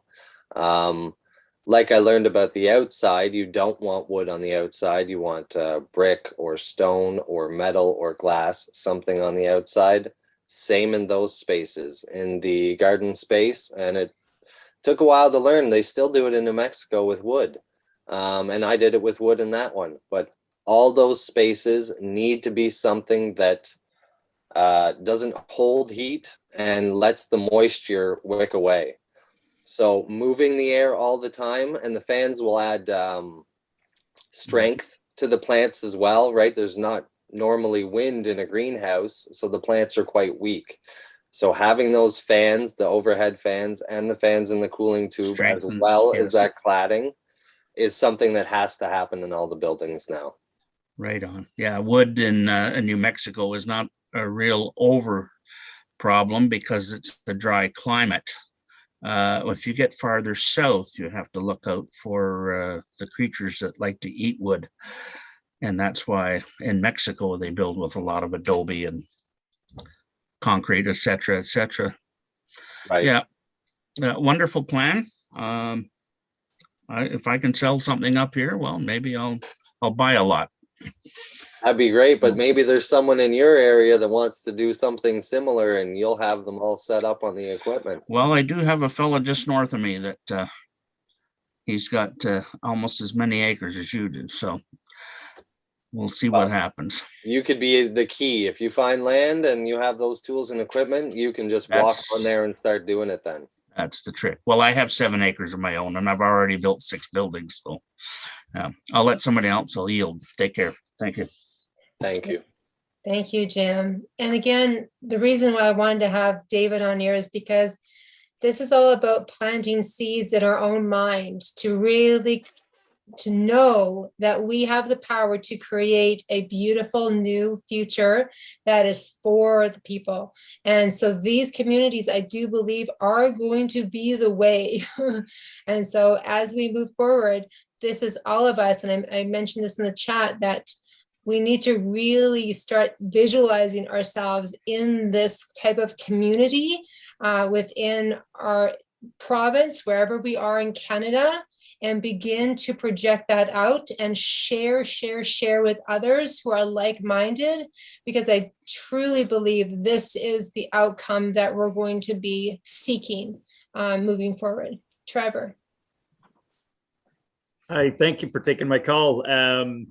What came to mind when you're talking about ongoing construction materials, you know, for your plan here, is what about all the hemp-based materials? Like I didn't really hear you speak except towards the end about the possibility of using hemp, you know, as ongoing construction material, hemp block, and I think there's hemp beams and stuff, and then there's, of course, there's clothing, all kinds of things you can make out of hemp. And I'm just wondering if provision for somewhere in the territory, somewhere in the space, you know, having fields designated for growing hemp, and then having the facilities right beside the fields to build whatever you need out of it and harvest it and process it. That's awesome. I've been thinking about that as well. And yeah, I felt it was my own fault. I felt a little rushed. There's so much information to go over, and there's so much stuff that I can't even get into. Hemp is a huge thing. Clothing, building materials, even our currency. The piece of land I'm looking at is mostly treed. So at some point, yes, definitely you could clear enough to start growing hemp for production like that, even fuels. But very close to us in Quebec is a full-scale producer manufacturer. So that's where I start to get into multiple communities or working with businesses outside the community. I'm sure someone involved in something like that, like they make the bales, the insulation, fabric, paper. So I'm not sure what else they're into beyond that, but I know they're already doing that. And that does take up such a large land resource that if there's something like that happening an hour and a half away, that's something that we can bring into the community. The buildings, you could use it for insulation. The thing about these is they want thermal mass. Hemp would be good for insulation. It'll be good for some of the other aspects of it, but I don't want to build with it as a structural building material or anything like that, because it's insulative. It's not going to hold the heat, or it's not going to hold the cool in the summer. So much of this building and the way it heats, cools is based on thermal mass. Definitely there's aspects of it, and so many housewares, homewares, clothing, all that stuff that goes into the homes as well. But with these guys so close, I've already reached out to them and got paper samples for the currency.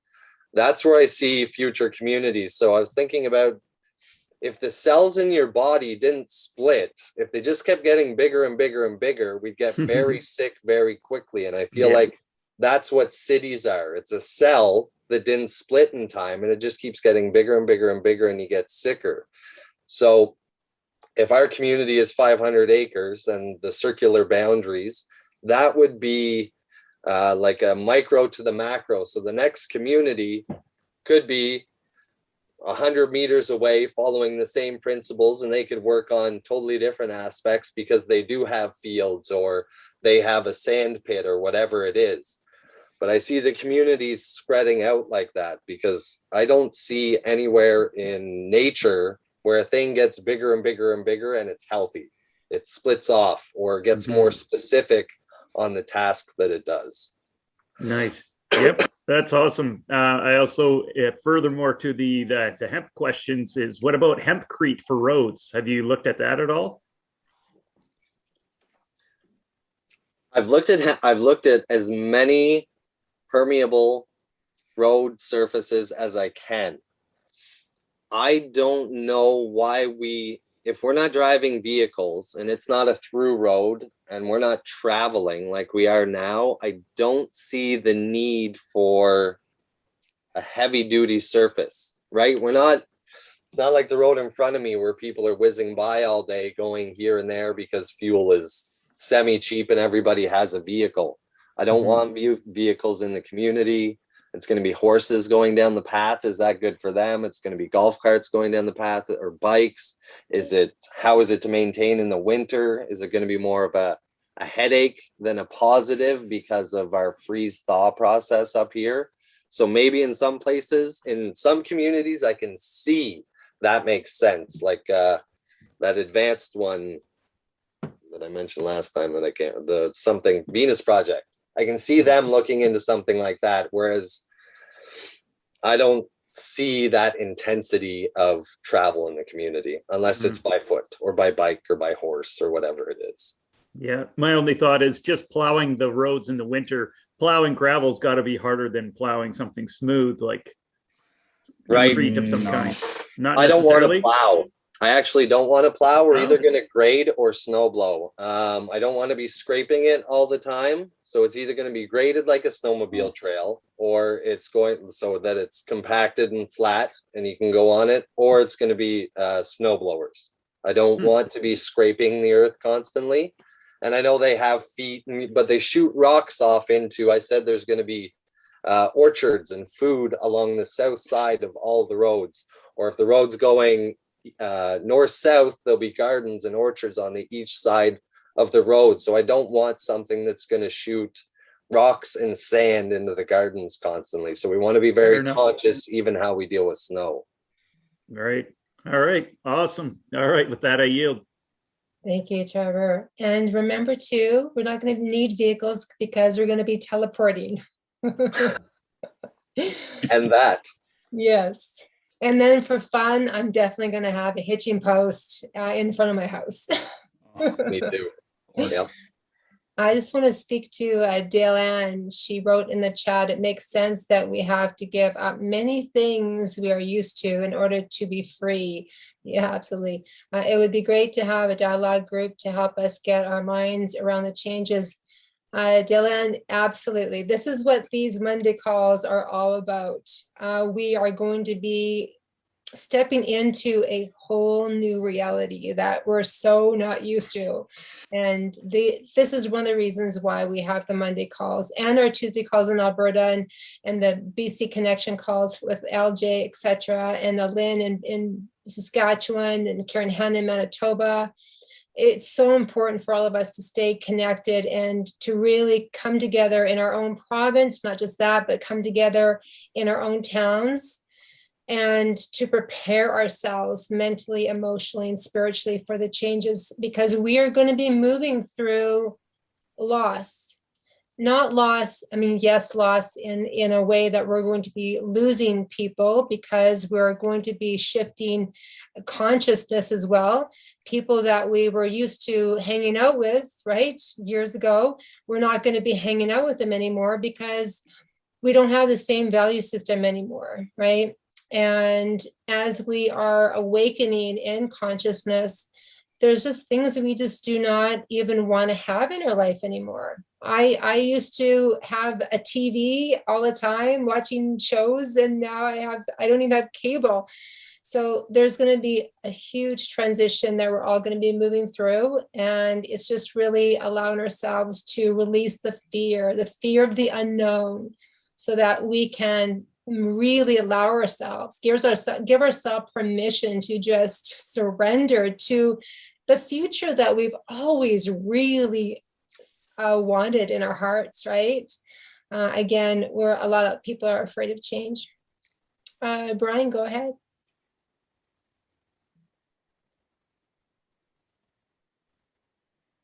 Yeah, Jim had his hand up first. I think he had another question.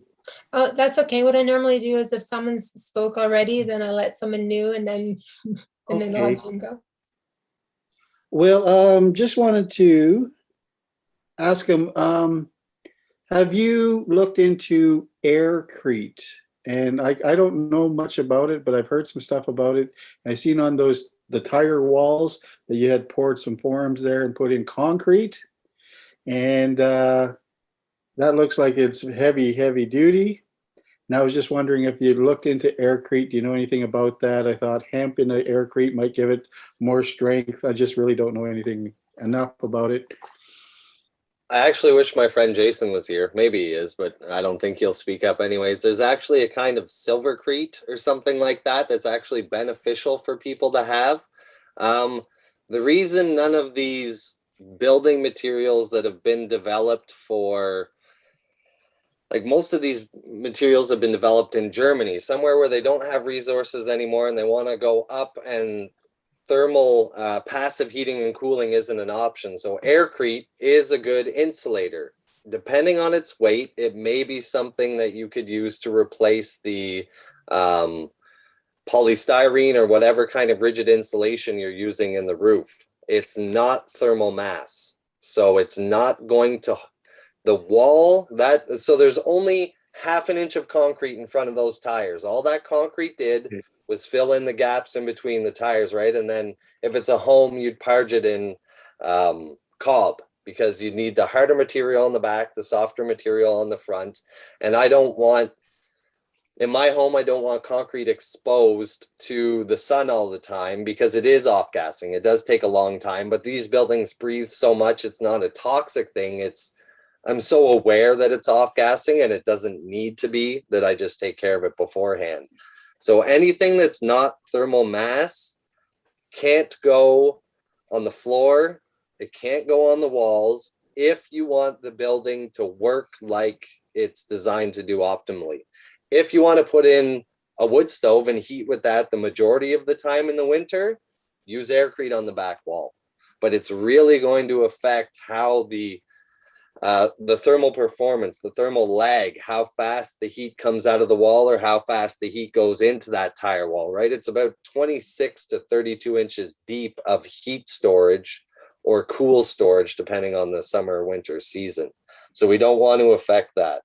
If it's light, you can use it on the roof or maybe in the berm behind the tire wall, because behind the tires needs to be insulated away like an envelope to keep it from the frost that goes into the ground here. Once you're down 4 feet, frost can't penetrate any further than that where we are. So you don't need a thermal barrier anymore. But the whole outside of the building, that's somewhere where maybe an insulative building material could be used. Hempcrete or aircrete on the outside of the building where it's buried. That would probably be actually a very good place for it. Just wanted to ask you too, your sewage, I'm not too sure how you deal with that. Is there some benefits that you use out of the sewage? Is there some way you put that to a benefit? So it's a solar septic. So you'll catch, it's solar glazed on the south, it's conventional septic, solar glazed on the south. You're catching the off gases. It can be used for your hot water on demand. It can be used for your stove. And because the only thing going into your septic is toilet water and kitchen sink water, there's not that much going out to your septic, right? Your washer, your laundry, if you had a dishwasher, your bathroom sink, your shower, all of that is going into your planters at the front and then going to flush the toilet. So the only water, wastewater, black water coming out of the building is from the toilet and the kitchen sink, because it has so many food scraps in it. So when you add basically a solar oven on the front of your septic, it's super off-gassing, it's killing all the dangerous stuff, and you have a black water cell as well in front of your building. So it's the same planter with EPDM so that nothing can escape, and you grow plants that can treat the black water. So it's like the indigenous used the buffalo. There's nothing waste. Even our shit gets turned back into something we cook with and something we grow with. If you have fruit trees, by the time you pull the stuff out of the poop water in your black planter, by the time you get up to the fruit, there's no more toxins in it. It's been cooked and the plants cleaned it anyways. So we try and really make these like bodies, their own living systems. So even the poop. And just a comment to finish off. You had talked about there is only 2 genders, man and women. Men came from Mars and women came from Venus. No. If those places exist. Right. I don't believe anything they tell me anymore. Men came from Mars, women came from Venus, all other genders came from Uranus. I don't know. Yeah. You know what? If someone had told me this was the future I was walking into, I would have laughed in their face. Yeah. I can't believe the things they're using to divide people right now. It's the education system is not only terrible, it's terrifying. I yield. Thank you, Brian. Apparently, a Pantene has a commercial now out supporting this. It's just ridiculous. That's why I'm building my own world. I don't want anything to do with anything they do anymore, other than holding them accountable. Yes, yes. And I encourage everyone here that's listening, once I upload this video to, I think I'll be able to put onto YouTube. I've been banned a couple of weeks, so I'm going to be putting the other one on YouTube. Right now it's on Rumble, the part 1, and I'll put part 2, this one here, on YouTube. And if everyone can share it out to those who are like-minded, I would really like for David's community here to get off the ground, because it's the 100 monkey effect, right? Once someone starts this community, it will just begin to ignite like wildfire across Canada. I'm getting truth bumps right now. So I think that the more we support others' success, then the more we become successful as well. So Jim, go ahead. Oh, am I up? Yes, you are. Okay. I didn't know if you were going to take Claudia. I had one more question, David. Your last video seemed to show an existing house that you built with the glass wall. Now, did that person that lives in that one experience a lot of heat in the summertime, and did they resort to using pulled down reflective blinds on both surfaces, vertical and slightly slanted in the ceiling, just to reflect the sun in the summer and keep the heat out of the building? Thank you for asking that. I talked about that on the way home from dropping my sons off today. Window blinds, probably made in the community, have to be mandatory on the glass. They know this in New Mexico. It's not incorporated in many designs outside the community, and lots of the community members in New Mexico don't even do it, but it needs to be part of this.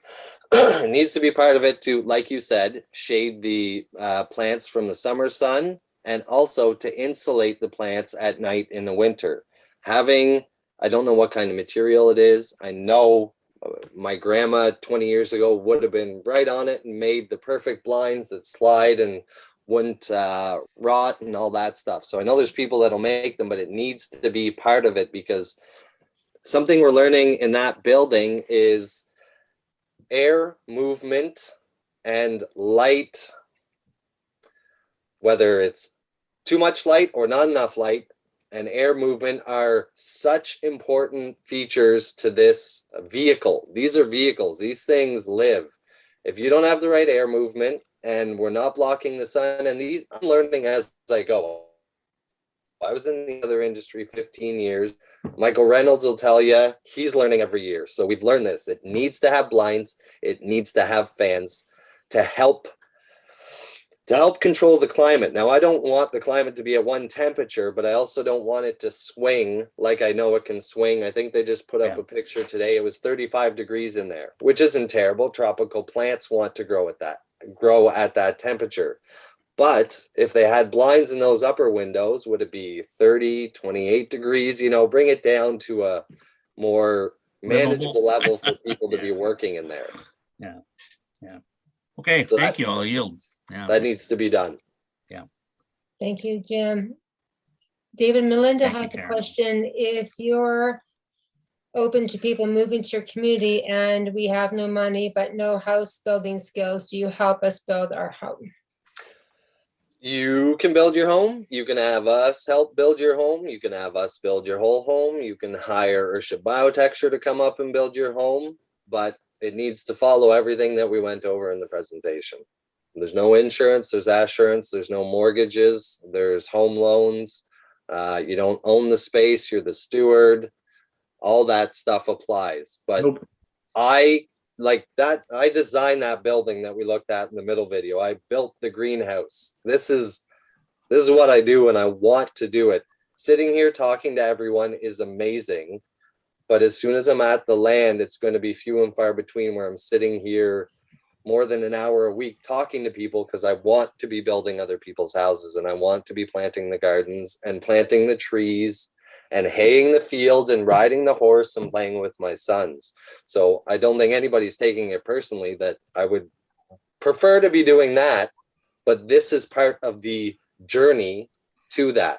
So I'm enjoying this part too. But as long as you comprehend what we're saying in the business document, in the home fire site agreement, in the ease document, and the one that just came to me yesterday, which was, what was it, May? What was the new thing that we have to write up? Reclamation documentation. Ah, reclamation documentation.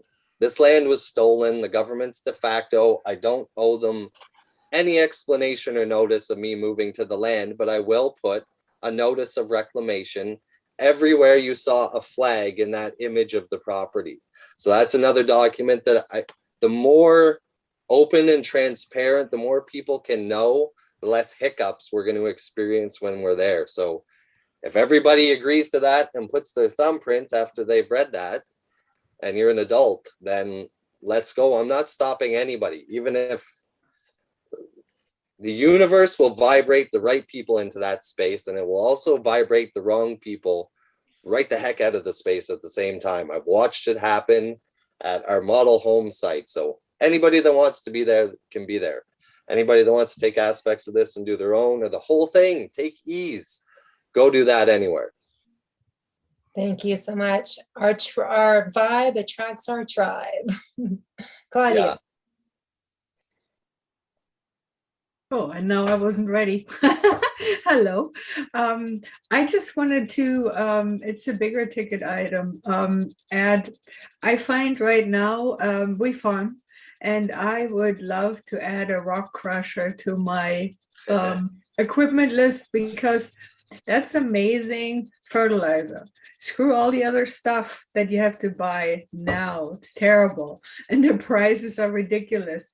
But if you had like river rock or something, I think it would be charged amazing. So yeah, a rock crusher. I haven't even looked into the pricing, but that would be so helpful. With that, I yield. I have, because it's really the only material other than the metal roofing that we can't make or won't be able to make at some point. Precious plastics will be able to make all our plumbing pipes and stuff like that in the near future. The rock crusher was in the business plan. It got removed because a decent functioning one is about 600,000. A new one is about $1 million, and you need people. There's so many things to go wrong that you need people who have run them to run them. And there's a quarry close by that land, and they will ship their equipment to the community and set it up there for a month or 2 months or 3 months. And we will use our aggregate material and give it to them to crush into whatever we want. That's part of the first 9 steps, is having the construction material space available and ready, because they're going to come in. We're going to have stone that we pulled out from building sites or roads or wherever it is, and they're going to crush our different aggregates for our concrete, for our pads, for our roads, whatever it is, and then they'll leave when we don't need it anymore. So they can come in and crush a whole bunch once a year whenever we need them for a fraction of the price, and then we don't have this 60-foot by 20-foot huge steel beast sitting in the middle of the community all the time, but we do have access to it and the aggregate pile. So if I see shit's going down worse than it is now, then I'll ask them to come out for longer and make sure we have, okay, 20 people need homes, crush enough for 40 homes, and then after that, I don't know what we'll do, but if we can't get you back, at least we've got 40 homes worth sitting there waiting to use. So that's amazing that you brought it up, because I just took it out. When Karen asked, I honed the business plan down to what are the essentials. And that is essential, but that's one of the close by businesses I can personally use to bring into the community. Depending where everybody else is, you may want to see my expanded business plan, and maybe I'll send Karen both the business plans. And you just mentioned everything I wasn't thinking of. I meant rock dust because it's That comes from amazing it. for your fruit orchards and stuff, right? It's a byproduct of the process. Yeah. And a quick question. Have you figured timing into, I've been trying to grow my fruit orchard. And have you figured timing into when you'd actually harvest so much from the fruit trees that you can support community, because you just certainly won't be able to do it once you have the trees in first, and they don't come that big. The people that I've seen their orchards, they say at least 3 years. So I'm thinking 3 to 5 years, and that specific aspect of the food will be producing. So when you walk down the street, you'll grab a pear or a plum or an apple or whatever the heck you want. While you're walking down the street, grab one for your horse, donkey, whatever. Winter wheat. If we got to the land next week, winter wheat is something we could put in the no-dig thing. So at least we have bread and access to that stuff in the spring. The no-dig market gardens will have the majority of what we need by midsummer at the end of next summer. So that's why food stores for the next 9 to 12 months need to be that's why it's part of the first 9. We need to make it a year before we're producing most of the stuff we actually need. So right now we're ready. We have the food we need for the next year. We have huge bags of flour, oats, rice, sugar, all that stuff right now in the 5th wheel. You just apply that to however many people are in the community, and that stuff needs to be there to take you to the point where the fruit trees are producing and the raspberry bushes are spreading and the blueberries, yada, yada, yada. 3 years. In 3 years, it's a whole new world. I can't even imagine from here. That's exciting.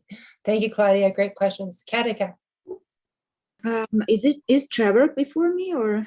You can go ahead. Okay. So as I asked in the chat, what about communications, internet, for example, the phones? Of course, excluding 5G, we all need connections, especially us that have family members abroad. And for all the other uses, what about that? So that's my question. Thank you. Oh man, I've been back and forth and all over the place on that. So the only place that is going to, if there was something brought in, and maybe it can be a tower and there doesn't have to be hard lines, but I imagine it would be one phone line to a central building that can broadcast it out to anybody else who wants internet. In this area, there's enough towers around that cell phones will work there. To be honest, I check my email when I'm building or playing with my sons or doing what I actually want to do. I might check my email twice a week. I don't spend any time on the internet. I need the phone to be brought to me to answer a phone call because I'm in the place doing what I want to do. I understand there needs to be communication, but cell phones work there. And I don't know if I want to invite those people into the space. I feel like the internet is a tool for us at the moment, but it's far more detrimental even to all of us here than it is beneficial. So people might argue, yeah, but I can learn how to fix a car or grow food on here. Yeah, okay, but in the community, there's actually the guy or girl fixing the car, and there's actually the guy or girl growing the food. So you can go do it with them. You're not going to watch a YouTube video. There's no online banking. You're not checking movie tickets. Remember what Max said at the beginning, those slave freedoms that they gave us for the people in a pen, that's not real. That's not real connection anyways. So simple answer is yes, cell phones will work there. Will internet be brought in?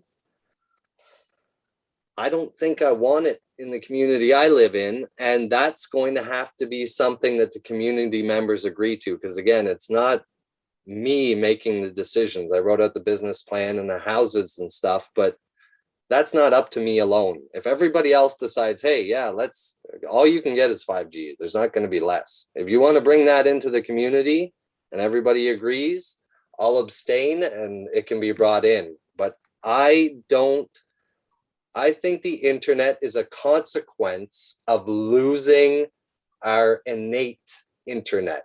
We all get things, but communication, we need to be able to communicate with family, but the cell phones work there.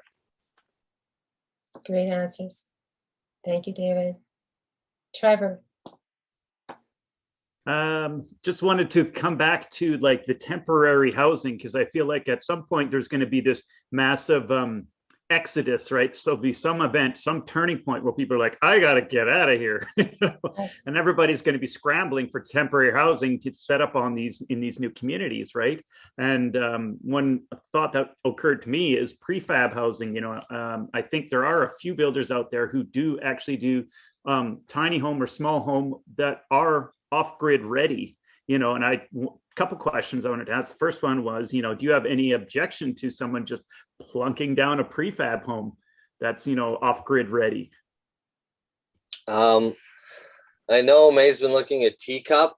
They have off-grid homes. I don't know how they'd catch enough water to sustain you. I don't know how they treat sewage. I don't know how they'd grow enough food. I don't know how they'd passively heat and cool. So I don't see them as long-term solutions. I see them, like you said, as mass exodus solutions. And even me, I'm in a fifth wheel. This is far from sustainable. But for the first few years, we're not going from zero to hero. There's going to be a transition and all those things. That's why I said I needed to change that part in the home fire site agreement. Only permanent structures need those 6 things. But if you're bringing a tiny home on or a trailer, you have to find a way to deal with your waste, whether it's composting, whatever it is, so that there's not a truck coming in every week to bring you fresh water and pump out your shit. I don't want shit trucks and propane trucks going through the community constantly. I know they will need to be there a little bit at the beginning, but I don't want that to be something people get dependent on, because that's not going to be available for very long, right? Mm-hmm. By 2030, you'll own nothing and be happy about it. So they're not going to show up anymore. That's why we need to be able to take care of ourselves, and the buildings need to do that. So I have no objection. I'm showing up the same way.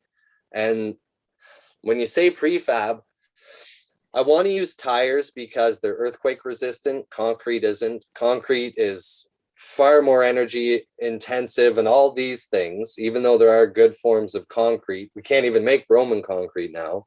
But since I do believe there'll be an exodus this summer, if I want to get 3 homes done, the walls aren't going to be tires. They're going to be 2-foot thick concrete walls, because I can build a set of forms, pour that form, and strip the forms in 3 or 4 days, and then apply it to 2 or 3 or 4 more homes, so that we can have 3 or 4 homes shelled or the envelope done by the time it gets cold. Then we can work on the inside and have our temporary housing as we go through winter. But if we were doing tires, that process would take 3 or 4 times as long, which I'm happy to do when we have the time. But I feel like soon we're going to need more homes faster, because all of a sudden people are going to show up like crazy. Because like Karen said, things are going to move you in that direction. Things are going to be taken from you, not in a bad way, because they need to be taken from you to get you to start moving that direction. I think everybody's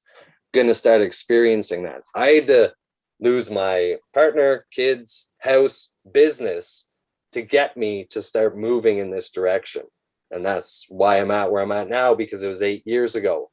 People that are just in the process of starting to let that stuff go, I feel like if they're supposed to make it, creator's going to help you or take it from you so you get there in time. Time's getting short, though. Maybe that's why he made the housing market so good here, so we can all get out just in the nick of time and get to work. Yep. The one other question was, have you considered coming up with a temporary small home design for people? It's like, hey, I got a quick design, inexpensive, goes up quick, so you can live in it for a year or 2 while you get your main structure built. Me and again, my friend Jason designed the tiny home earthship, which did have all the principles of the earthship. We used a bladder in the floor and the back wall that you could fill up with drinking water when you got somewhere. It also ended up being thermal mass to help heat and cool. And the other bladder would be used for your black or gray water. It's all wind. Like we're ready to go. We have designs for this stuff. Just it all takes means, and designing a community that 99% of the world wasn't interested in for the last 8 years doesn't pay great. So I didn't have the ability to start building these. Otherwise, I would have been building these and selling these for the last couple of years. Yeah, but I need to be working on the plan instead. Yeah, I'm betting there's going to be a real good market for it pretty soon. I agree. Anyways, with that, I yield. Thank you. Thank you, Trevor. Great questions. Raka. Oh, sorry, I was in the chat. Someone just said something about CERN tomorrow. Oh yeah, we're aware, and we're all meditating and sending energy. They ain't going nowhere with us. Anyway, so I just wanted to say, David, what I'm getting a feeling of, and I mean, this is just my feeling right now, could be totally off base, not sure, but you need 1.5 million for the land. Once you get 1.5 million, you can secure that land, correct? Yeah, that's what the current holders of the land would like for it. Okay, so once you get the land, then we can be looking at the tools, which would be the 3.5 to get the tools and, move in that direction. But what I'm getting a feeling of, and what I have a question on, is say I have 10,000 that I could give you tomorrow, just for example, or 5,000 or 15,000 or 30,000. Do you have an avenue that if somebody said, look, I'd like to put some money in today, I can't give you it all because, I'm working on different things and you need free, clear money.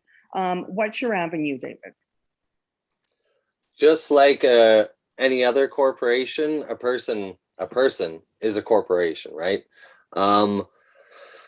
I've been doing this long enough that I've weeded out most of the people that aren't trustworthy, and in keeping and what just makes sense with Indigenous tradition is it's not a man's role or my role to be in charge of the land as it is. That's the woman's role. The women are the protectors of the lands. So I have chosen or worked with, chosen might not be the right word, specific women I trust to use their fictional person and the accounts associated with that to hold whatever funds need to be put there, if it goes that way.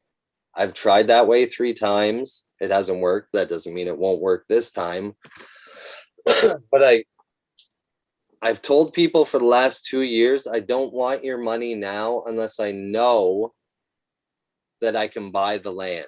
So I do have a directory of people I know that are willing to put down a certain amount. And if I know that amount is getting close to 1.5, then I'll start asking the people, if you're still interested, transfer it to this account. Because right now, this is all based on trust. That's why I need to be here talking. If you don't trust me, none of this is going to work, because we're not going to have the documents like the fictional realm does. We do have our written documents that we agreed to, and we put our thumbprint on it, which is our word. That's what we have here. That's the kind of relationship I have with these specific women. I trust them. We're the protectors, but the land is their realm. They're the ones, Mother Earth, right? They're the ones that are going to lead us into that process, and it'll be their fictional persons that we use along the way too, until we pull the land out of the roll. Okay, so that makes sense. I'm got some things I'm dealing with, and I would like to remain connected, and I would like to be one of the ones that's on the list for when you're down to the line, and to be notified at least, and hopefully, source willing, I'll be able to jump on board. That'd be terrific. So it's the home fire site page on the website. If you, and it's nothing locks it in, right? You haven't put your thumb on anything, but if you choose what size and you click on that and then go through whatever questions are there, That's not locking you into the home fire site purchase. That's how I keep track of who wants what right now. And when I see it get close to that point, or somebody else shows up and the land just shows up, then I can let those people know, all right, now you can buy your home fire site. We have the land. That's the way I'd prefer to do it. But if it needs to be 12 or 13 people buying 2-acre lots or 1-acre lots, fantastic. But that's how I keep track. So if you want to go to home fire site page on the website, choose your size, submit, or whatever it is, I can't remember. That's how I keep track. What's the website, David? talkingtrees.love. And then I imagine it would be /home fire site, but home fire site's on the main search menu at talkingtrees.love. Okay. And I believe it says, even as you go through it, this isn't a confirmation of purchase. We're not going to ask for money, anything like that. That's just so I know who's interested. And then Wix has been weird lately. I built the website. I'm much better designing houses and communities, but it serves its purpose. There's a group that's formed there where those people that are interested in that can communicate with each other in a specific home fire site chat. And I think it's an app too. I don't know. I'm pretty sure all that stuff's set up, but I'll look into it and make sure that it's all functioning the way it's supposed to. Right? So that way that community can start communicating. They haven't bought the home fire sites yet, but they're interested. They can all start getting to know each other. And I feel like that's a good first step for whoever's interested. And then when we get there and we'll have another conversation. Make sure you still agree with all the documents that we've gone over. David, this is so exciting. I am so looking forward to applying all this in Alberta. I know that we would all love to have you back. I think I speak for everyone. So we're looking forward to part 3. So let us know when you'd like to come back and we can continue this conversation. I think it's important to have the knowledge and that we embody this knowledge so that we can all take the steps moving forward, whatever province that we're in. David, we so appreciate your heart, your generosity, and for standing for the new earth like you are. It's so important. I know that so many people are not sacrificing their time and energy right now, and we need more and more people sacrificing their time and their energy and to get the truth out, their voice out. Mark Passio is very adamant about this as well. So thank you for standing for freedom. It is 20 after 9, Sarah Brand, I need to go. I love all of you. And I know that if we continue to truly go beyond believing to knowing, to remembering that we have the power to manifest the reality that we choose in our heart, we can do this. We might have to do some clearing, maybe some emotional freedom techniques to manifest the $1.5 million, whatever it is we need, but we are powerful manifestors, and I believe collectively we can do this. Thanks everyone for being here. Together we rise. Thanks, Karen. Good night, everyone. Good night. Thank you. Last time you were here, I just wanted to comment. It was one of the most positive responses that I've heard in the room. With that, I yield. Thank you. I got chills. Thank you. Yay. Thanks Thank so you, much, David. Thank everybody. you, Good night. David. Thank you, Karen. Thank you, everyone. Thanks, Thank you, Karen. Thank you, David. You're the best. Got love.